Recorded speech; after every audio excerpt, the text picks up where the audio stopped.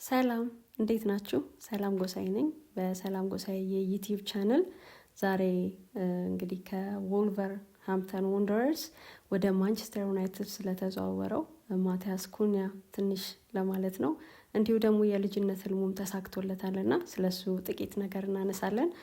ማቲያስ ኩኛ የተወለደው ማንቸስተር ዩናይትድ ከሚያስታውሳቸው ምሽቶች በአንዱ ከሰዓታት በኋላ ነበር። ያ ምሽት ሜይ 1999 በቻምፒየንስ ሊግ መድረክ ማንቸስተር ዩናይትድ ባየር ሚኒክን ድል አድርጎ ዋንጫ ያነሳበት ነበር። ሰር አሌክስ ፈርጉሰን እና ተጫዋቾቻቸው በሚገርም የደስታ ስሜት ሆነው ኩኛ ወደዚች ምድር መጣ በብራዚል ፓራይባ። ይሁን እንጂ የእግር ኳስ ህይወቱ ከቤቱ ብዙ ማይልስ አርቆ ወስዶታል።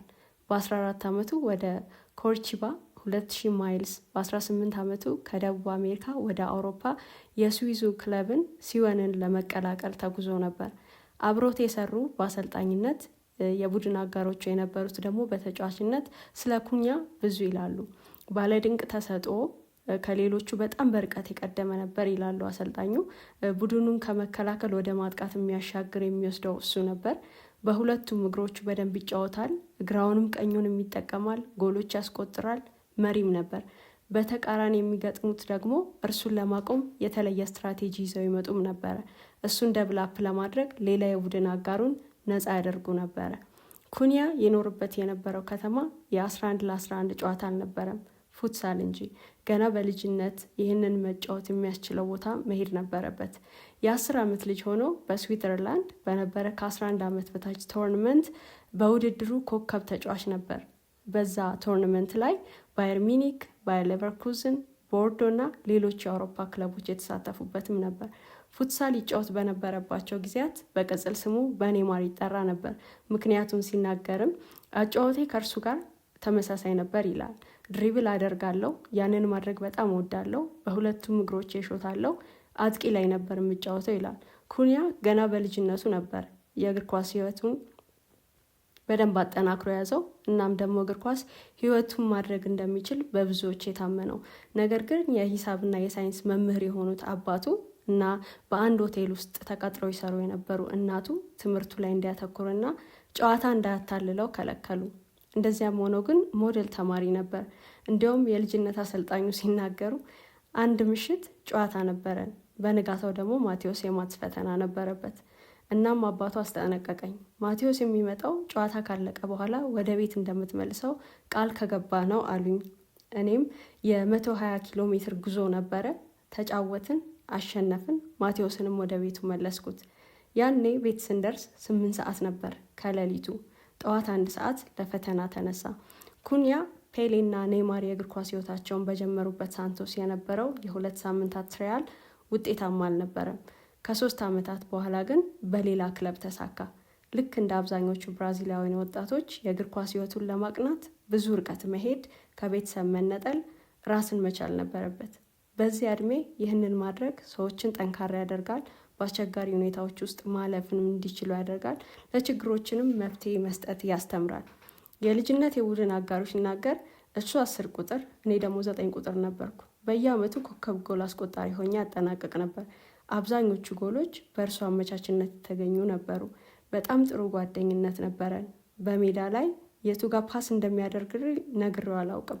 ሩጫዬን አንብቦ ጎል እንዳስቆጥር ይረዳኛል። በብዙ ውጣ ወረድ አልፎ አውሮፓ ከደረሰ በኋላ በአርቢ ላይፕዚግ ተጫውቷል። ከ2 ዓመታት በኋላ ለሄርታ በርሊን፣ ከአመት በኋላ ጀርመንን ለቆ ወደ ስፔን አትሌቲኮ ማድሪድ። ከ2 ዓመታት ተኩል በፊት ነበር ወልቭስ ተጫዋቹን ያገኘው። አሁን ትልቁ ፈተና ይጠብቀዋል። ህልሙን እውን ወዳደረገበት ማንቸስተር ዩናይትድ መጥቷል። ማንቸስተር ዩናይትድ የማቴዎስ ኩኛን ዝውውር ሙሉ ለሙሉ አጠናቋል። ከወልቨርሃምፕተን ወንደረርስ ነው ይህንን ተጫዋች ያገኘው።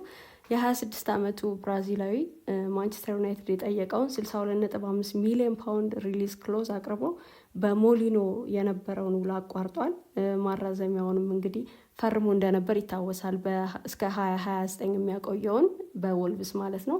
አሁን ያ ኮንትራት ቀርቶ እንግዲህ የማንቸስተር ዩናይትድ አዲሱ ተጫዋች ሆኗል። አንድ ተጨማሪ ዓመት የማራዘም አማራጭ ያለው የ5 ዓመታት ውልም ፈርሟል። በኦልድ ትራፎርድ የሚያቆየውን ማንቸስተር ዩናይትድ ተጫዋች በመሆኔ የተሰማኝ ስሜት በቃላት ለመግለጽ እቸገራለሁ ይላል ማቲያስ ኩኛ። ብራዚል ሆኜ በልጅነቴ አያቴ ቤት በቲቪ የፕሪሚየር ሊግ ጨዋታዎችን መለከት ነበር። ዩናይትድም ፌቨራይት ቡድኔ ነበር። እናም ቀዩ ማሊያ መልበስ እመኝ ነበር ይላል። ያ ህልም እውን እንዲሆን የረዱኝን ሁሉ አመሰግናለሁ ብሏል ማቴዎስ ኩኛ የማንቸስተር ዩናይትድ ተጫዋች መሆኑን ካረጋገጠ በኋላ የሰጠው አስተያየት ነው። እንግዲህ እንደ ሁላችንም እሱም እንግዲህ በቲቪ ይከታተል ነበረ። ደግሞ የአብዛኞቻችን እንዲህ ይመሳሰላል አይደል? አያቶቻችን ቤት ሆነን ወይ ጎረቤት እንዲህ ያሉ ነገሮች ነበሩ ትልልቅ የፕሪሚየር ሊግ ጨዋታዎችን ለመመልከት። እሱም በአያቱ ቤት ሆኖ ይመለከት ነበር። ደግሞም የማንቸስተር ዩናይትድ ደጋፊ ነበረ እና በዛ እድሜ ሆኖ ለማንቸስተር ዩናይትድ ስለመጫወት ያንን ቀዩ ማሊያ ስለመልበስ ያስብ ነበረ። አሁን ህልሙ እውን ሆኗል። እንግዲህ በዚህ የዝውውር መስኮት ማቴዎስ ኩኛን ማዘዋወር የማንቸስተር ዩናይትድ ቀዳሚ እቅድ ነበረ። ዝውውሩን ማጠናቋል። እንግዲህ ማንቸስተር ዩናይትድ በአሞሪም ስር ጠንካራ እንደ ቀድሞ የማይሸነፍ ታታሪ እንደው የማይሸነፍም ባይሆን እንዲህ ያለ መውረድ ውስጥ የማይገባ አዝናኝ ቡድን የመገንባት ነው እቅዱ። በኦቤ አሞሪ ስር የቀደመው ክብሩንም መመለስ ይፈልጋልና ጠንካራ ተፎካካሪ መሆን፣ ከዛ ማለፍ ሲል ደግሞ ዋንጫዎችን ማሸነፍ የሚፈልግ ቡድን ነው አሁን እየገነባ ያለው። እንግዲህ አንዱ ታርጌታቸው የነበረው ማቴዎስ ኩኛን ማስፈረም ነበረ። የእሱም ተሳክቷል። እንግዲህ በዩናይትድ አንዱ መቃናት ያለበት ክፍል የፊት መስመሩ ነው። ይሄ ምንም ጥያቄ የለውም። በጣም እየተቸገረ ነው ያለው። በአሌሃንድሮ ጋርናቾ በሆይሉንም ቢሆን ያልተሳካ ጊዜ ነው እያሳለፈ የነበረው ማንቸስተር ዩናይትድ። ስለዚህ የፊት መስመሩን ማጠናከር ነበረበት። በተጠናቀቀው የውድድር ዘመን በፕሪሚየር ሊግ የቡድኑ ከፍተኛ ጎል አስቆጣሪዎች የነበሩት ብሩኖ ፈርናንዴስ እና አማድ ዲያሎ ነበሩ። እያንዳንዳቸው 8 ጎሎችን ያስቆጠሩት እና ከአማካዩ ጭምር ነው ጎል ሲያገኝ የነበረው። አጥቂዎቹ እዚህ ውስጥ የሉም እና ምን ያህል የፊት መስመሩ ክፍተት እንደነበረበትም ይሄ የቡድን ገጽታ አንደኛው ችግር እንደነበረ በደንብ የሚያሳይ ነው። በ2024-25 የውድድር ዘመን ኩኛ በሁሉም ውድድሮች በ36 ጨዋታዎች 17 ጎሎችን አስቆጥሯል ለወልቭስ። በእግር ኳስ ካሪየሩም ምርጡን ሲዝን ያሳለፈበት ነበረ። ለቡድኑ ጠቃሚና ውጤታማም ነበር። በቅጣት 6 ጨዋታዎች አምልጦታል በዚህ ላይ እና እነዚህ 6 ጨዋታዎች ደግሞ ቢሆን ኖሮ የበለጠ ጎል አስቆጣሪ መሆን ይችል ነበር እና ይሄ ተጫዋች በጣም ብዙ ኳሊቲዎች ያሉት ነው። ሁለገብነቱ፣ ክሬቲቪቲው፣ ጎል የማስቆጠር ችሎታ ሁሉ በጣም የሚደነቅ ነው። እንግዲህ ኩኒያ በተጠናቀቀ የውድድር ዘመን በወልቭስ አውት ኤንድ አውት ስትራይከር ሆኖ ተጫውቷል። ይሄ አውት ኤንድ አውት ስትራይከር መከላከልና ሊንክአፕ ጨዋታ ላይ ኢንቮልቭ ከማድረግ ይልቅ ቀዳሚ ሚናው ጎል ማስቆጠር ነበር ማለት ነው። 15 የፕሪሚየር ሊግ ጎሎችን አስቆጥሯል። ይሄ ደግሞ የሚያሳየው ጎል የማስቆጠር ኃላፊነት በእርሱ ትከሻ ላይ እንደነበር ነው። ቡድኑንም ከመውረድ የታደገበትም ነው። ያለፈው የውድድር ዘመን በጣም ድንቅ ጊዜ ነበር ማለት ይቻላል በእሱ የእግር ኳስ ካሪየር። ሌፍት ሳይድድ 9 ቁጥርም ነው ይሄ ተጫዋች። ቨርሳቲሊቲው በዚህም ይገለጣል። እንግዲህ በብልሃት አቅጣጫ እየቀያየረ ስፔሶችን ይጠቀማል። ከየትኛውም የወልቭስ ተጫዋች በላይ በክፍት ጨዋታ ብዙ እድሎችንም የፈጠረ ተጫዋች ነው። መፍጠርም ደግሞ መጨረስም የሚችል አይነት ተጫዋች ነው። የአሞሪም ማንቸስተር ዩናይትድ እንግዲህ አጥቂውን የሚያያይዝ ተጫዋች ይፈልጋል። ኩኛ ደግሞ ለዚህ የተመቸ ነው። እንግዲህ አማካይና የፊት መስመሩን ለማያያዝም ጥሩ ችሎታ ያለው ተጫዋች ነው። አሞሪም ከሚመርጠው 3-4-3 ፎርሜሽን እንግዲህ በዚህ ፎርሜሽን ይሄ ፖዚሽን ቤዝድ ነው እና ደግሞ አግሬሲቭ ፕሬሲንግም የሚጠይቅ ነው ይሄ አጫወት። አንደኛው ያልተሳካበት ምክንያት እንደው አሞሪ ራሱ ከመጣ በኋላ ተጫዋቾቹን የእሱ ፍላጎት ተጫዋቾቹ ላይ ማስረጽ ከባድ እንደነበረ ሲነገር ቆይቷል። የእሱ የአሞሪ የማስረዳት ችሎታ ነው ወይስ ደግሞ የተጫዋቾቹ የመቀበል የሚለውም የብዙዎች ጥያቄ ሆኖ የውድድር ዘመኑ ተጠናቋል እና እሱ ለሚፈልገው ሲስተም እሱ ለሚጠቀመው ፎርሜሽን የሚሆኑ ተጫዋቾችን የማምጣት እድል ከተሰጠው በኋላ ቢዳኝ ጥሩ ነው የሚሉትም ለዚህ ነው ስለ አሞሪም ሲነሳ። ግን አንዳንዶች ደግሞ ቢያንስ መስራት ስለፈለገው ነገር የሆነ ፍንጭ ማየት ነበረብንም የሚሉ አሉ። ለማንኛውም ግን አሁን ማቲያስ ኩኛን ታርጌት አድርጎ ነበር፣ አግኝቶታል እና በምን መንገድ ይረዳዋል እንመለከታለን። በዚህ በ3-4-3 ፎርሜሽን ይጠቀመዋል ወይም ደግሞ ካልሆነም ወደ 3-4-2-1 ስዊች የሚያደርግም ከሆነ ያንን እንዲያደርግ ያስችለዋል። እንግዲህ ከአጥቂ ጀርባ ዊንገሮቹ 10 ቁጥር ሆነው ይጫወታሉ ማለት ነው። በዚህ መንገድም መጫወት ካስፈለገ ማቴዎስ ኩኛ በጣም የተመቸ ተጫዋች ነው። ኦቤ አሞሪ እንግዲህ እንዴት ይጠቀሙበታል እናያለን። በፊት መስመር የትኛውም ቦታ ላይ እንግዲህ ለመጫወት ብቁ ነው ይሄ ተጫዋች። አንድ ኤሊት የፊት መስመር ተጫዋች ሊኖሩት የሚገባ ኳሊቲዎች አሉት ማለት ይቻላል።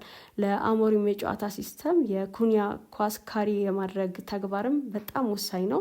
እንግዲህ አሞሪ 10 ቁጥሮችን በቅይጥ ሚና ነው የሚጠቀመው።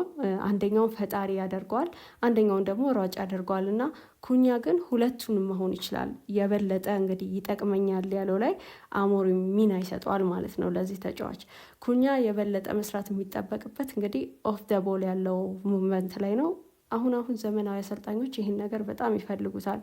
በጨዋታ ጠፍቶ የዋለን ተጫዋች ብዙ ጊዜ እኛ የምንመለከተው ከእግር ኳስ ጋር ንክኪ ያለውን ተጫዋች ነው በአብዛኛው እና ኦፍ ደ ቦል የሚያደርጉት ሙቭመንት ግን በተለያዩ ሜትሪክሶች ይገለጻሉ እና አንደኛው ደግሞ አሰልጣኞች የሚፈልጉት ነገር ተጫዋቾች ላይ ማየት የሚፈልጉት ከኳስ ጋር ጥሩ ባይሆኑ ከኳስ ውጭ በሚሆኑበት ጊዜ ምንድነው ሜዳ ላይ የሚሰሩት ነገር የሚለው ይሄ በጣም ወሳኝ ነው። ኦፍ ደ ቦል እንግዲህ ተጫዋቹ የኳስ ቁጥጥር ባጣ ጊዜ ወይም ከኳስ ውጭ የሚኖረው ተግባር ነው።